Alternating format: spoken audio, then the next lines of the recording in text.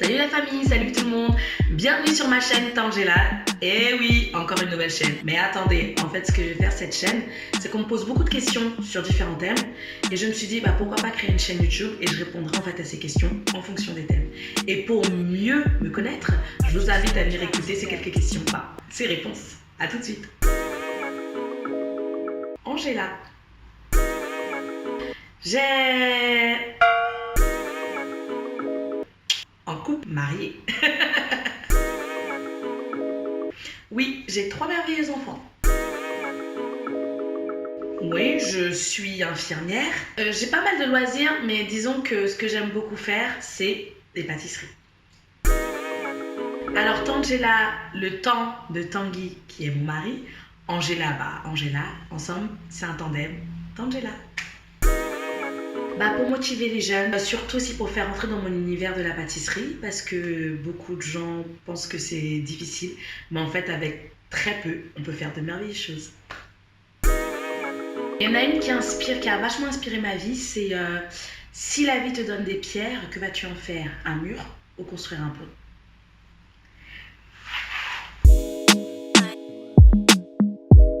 Alors, la toute première question qu'on m'a posée, c'est comment gérer les fréquentations de son conjoint? Je suis partie sur 2 définitions dans le Larousse, eh oui. Alors d'abord, gérer, qui veut dire administrer ses affaires ou les affaires d'autrui.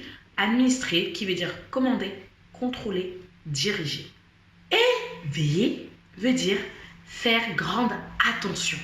Faire attention à quelque chose, s'en occuper, porter ses soins attentifs sur quelque chose ou quelqu'un pour les protéger. Donc je pense plutôt que la personne qui a voulu me poser cette question ne voulait pas dire comment gérer les fréquentations de son conjoint, mais plutôt comment veiller sur les fréquentations de son conjoint. Alors pour répondre à cette question, qui est plutôt veiller sur son conjoint, d'abord j'aimerais vous dire que votre conjoint n'est pas votre enfant, ni votre petit ou votre petite. C'est votre partenaire, vous l'avez choisi, vous vous complémentez, c'est votre tandem. Vous avancez ensemble dans un but commun.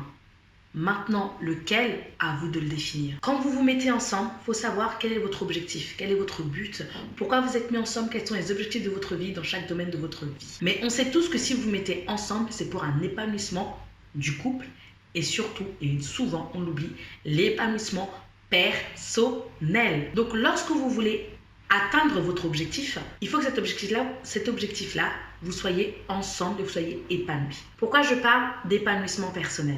Parce que lorsque vous êtes fixé des objectifs, vous allez vous mettre des challenges, des pas, des étapes à avancer pour que vous puissiez, vous approcher, atteindre de votre objectif. Cela va dépendre de pas mal de choses. Pour que vous puissiez être épanoui, ça dépend de votre atmosphère, où vous vivez, votre entourage, la famille, les amis, les collègues, les connaissances, les loisirs, tout ce genre de choses qui vont ancrer en fait votre conjoint. Pourquoi veiller sur les fréquentations de votre conjoint? Parce que si vous vous rendez compte que votre conjoint, au début, vous étiez bien avec lui, qu'il allait bien, qu'il avançait, qu'il était dans un mood, dans une pensée qui était positive, au fur et à mesure, vous voyez qu'il commence à déteindre, à être bizarre, à changer sa mentalité, même ses pensées, c'est plus trop ça, ou être trop renfermé sur lui-même, ou au contraire trop extraverti, ou trop... Enfin, vous ne le retrouvez plus. Commencez à vous poser les bonnes questions.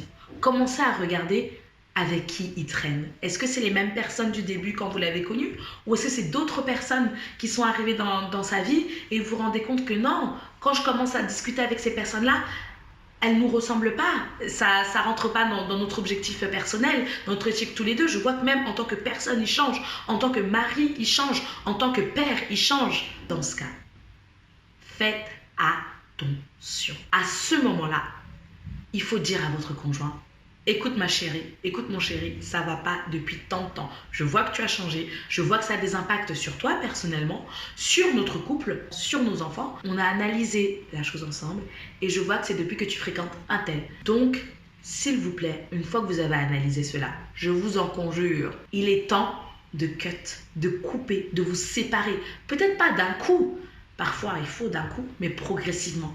parce que c'est pour le bien de vous-même et le bien de votre couple. Et je le répète, oui mesdames, oui mais les gars, je suis désolée, c'est mon meilleur ami, oui mais c'est ceci, oui mais avant toi, je l'ai connu, ananana, faut me laisser. Vous êtes plus célibataire. Si tu as décidé de te mettre avec telle personne, c'est que tu as décidé de vivre avec elle toute ta vie jusqu'à ce que tu meurs avec elle. Donc pour le bien de votre couple, si elle pense que ça ne va pas, qu'on est en train de défier notre objectif, il faut couper, il faut vous séparer. C'est pour le bien de votre couple. Vous n'êtes pas marié à votre meilleur ami, à votre connaissance, à vos collègues, à votre tout ça. Non, vous n'êtes pas marié avec eux. Vous êtes marié avec ces personnes-là. On peut choisir nos amis, comme aussi on peut choisir le conjoint. Mais quand tu as choisi ton conjoint, c'est avec elle que tu dois être 24 heures sur 24. C'est avec elle que tu vis, non avec tes copains. Et si tu vois que tes amis, tes copains, tes connaissances ont une mauvaise influence sur votre couple, sur toi-même, il faut séparer. Et donc, pour conclure cette première question, moi j'ai juste un conseil, on va dire. Après, ça vaut ce que ça vaut. Ça, c'est ce que je pense. Après, vous prenez pas.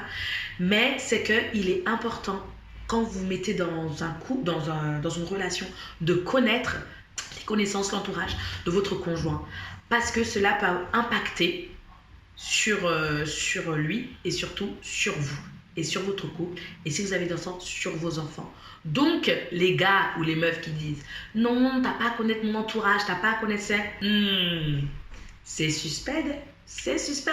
Parce que si il faut connaître l'entourage, j'ai pas dit d'être détective, j'ai pas dit d'être en mode espion, j'ai dit il faut connaître en tant qu'ami pour pouvoir veiller et protéger. Si c'est de belles personnes et que tu estimes que c'est une bonne personne pour vous, et dans ce cas, allez-y, il n'y a pas de souci, montre-lui, tu n'as pas à cacher ces personnes-là parce qu'au contraire, elles te font du bien.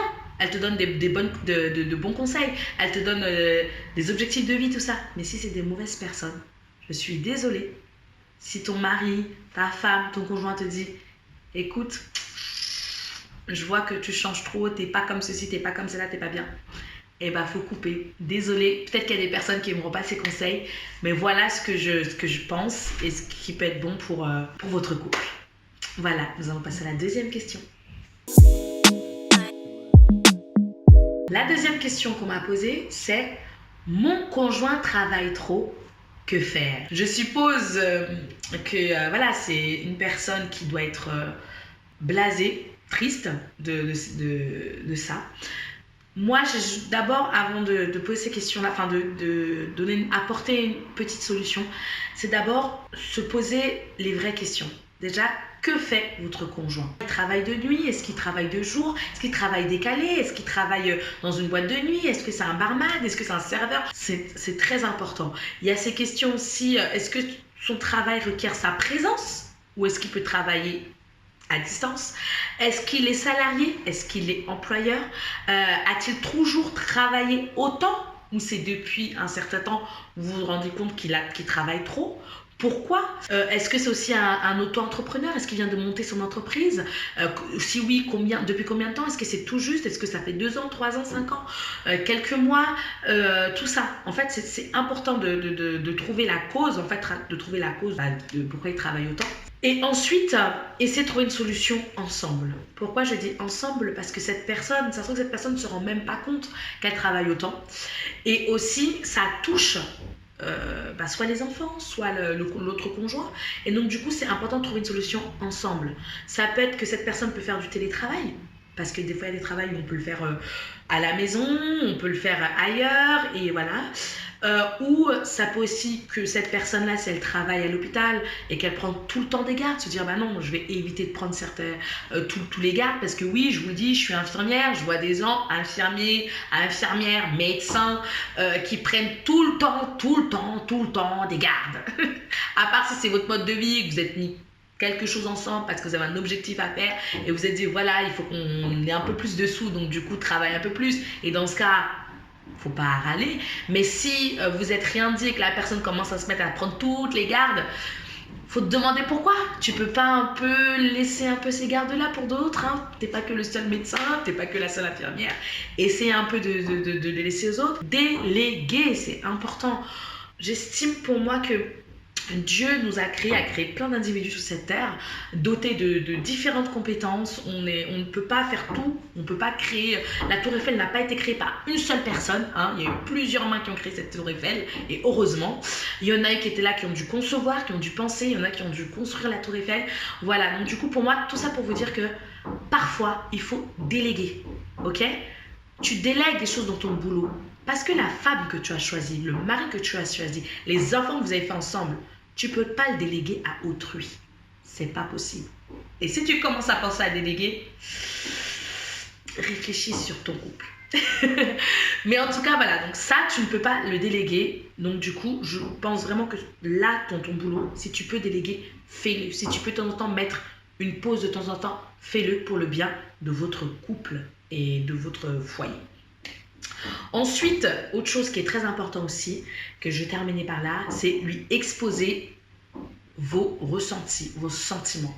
Parce que beaucoup de femmes m'ont posé, je dis les femmes, hein, en tout cas pas les hommes, comme beaucoup de femmes m'ont posé la question, c'est souvent elles qui me posent ce genre de questions, oui, vas-y, il travaille trop, il est ceci, il est cela, ils disent au mari, tu travailles trop, nana, ok, je pense que ça se trouve qu'il le voit, ça se trouve qu'il le voit même pas. Mais il faut lui expliquer. Tu travailles trop, je suis triste. Pourquoi ? Parce que, je sais pas, on passe moins de temps ensemble. J'ai envie de plus que tu sois avec moi, avoir plus de temps de qualité ensemble. Des fois, c'est même les enfants qui en demandent parce que papa ou maman, tu travailles trop, on te voit pas, nanana. Pour passer du temps ensemble. Juste ça. Donc, il faut dire à la personne pourquoi ça vous énerve, oui, c'est ça, ça vous énerve que votre conjoint travaille trop. Pourquoi ?